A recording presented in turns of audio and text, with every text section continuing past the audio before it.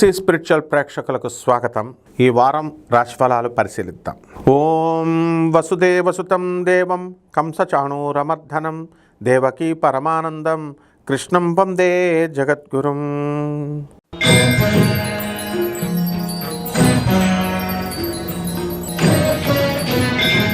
మిథున రాశి. ఈ మిథున రాశి వారు ఎక్కడికో వెళ్ళిపోతారు.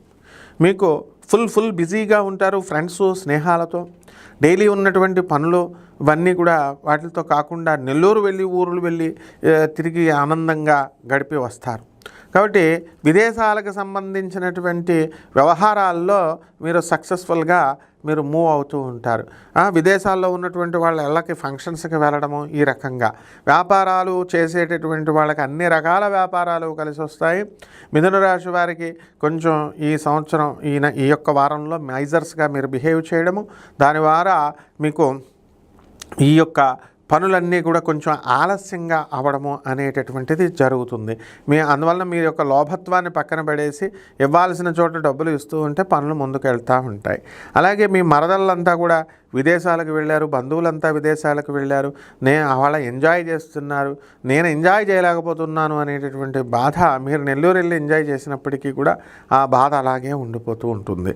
కాబట్టి ఈ రకంగా ఈ యొక్క మిథున రాశి వారి భాగ్యంలో ఉన్నటువంటి రాహుగ్రహ ప్రభావం వలన మీ తండ్రి గారి ఆరోగ్యం కొంత భంగపాటు అయినప్పటికీ కూడా ఫుల్ రికవర్ అవ్వడం అనేటటువంటిది జరుగుతుంది.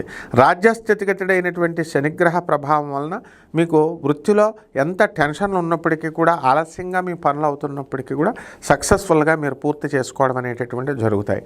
కొత్త వ్యక్తులతో పరిచయాలు ఏర్పడతాయి. నూతన వస్త్రాలు మీరు కొనుక్కుంటారు. మీ భర్త మీకు డైమండ్ నెక్లెస్లు ఇవన్నీ కూడా కలిసి కొని ఇవ్వడం అనేటటువంటివి జరుగుతాయి.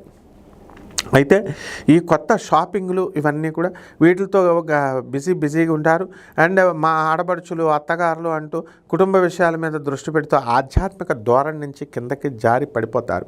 కాబట్టి ఈ యొక్క మిథున రాశి రైతులు కూడా బ్రహ్మాండంగా సంపాదిస్తారు. చేపల రొయ్యల చెరువులు కూడా బ్రహ్మాండంగా మీరు వేయడం అనేటటువంటివి జరుగుతాయి.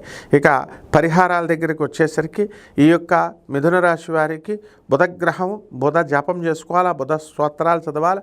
బుధుడికి కిలో పావు పెసల్ని ఆకుపచ్చ రంగు ఉన్నటువంటి వస్త్రాన్నిచ్చి పేద బ్రాహ్మణులకి బుధవారం నాడు ఉదయం 7 గంటలకి దానం చేసుకోవాలి. దశమహావిద్యల్లో ఒకటైనటువంటి షోడశి అమ్మవారి అంటే లలితా అమ్మవారి యొక్క ఆరాధన, అమ్మవారి యొక్క పూజ మీరు చేసుకోవాలా. లలితా సహస్రం చేసుకోవాలా. మర్రి చెట్టును మీ ఇంట్లో వేసి పూజ చేసుకోవాలా. ఎందువలనంటే మీరు మొత్తం కొట్టేశారా లేదా ఇల్లు కట్టుకున్నప్పుడు చెట్లని, అందువలన పీపల్ ట్రీ లేదా రావి చెట్టును పెంచి పూజ కూడా చేయాలి. ఈ రకంగా చేస్తే సరిపోతుంది. శుభమస్తు.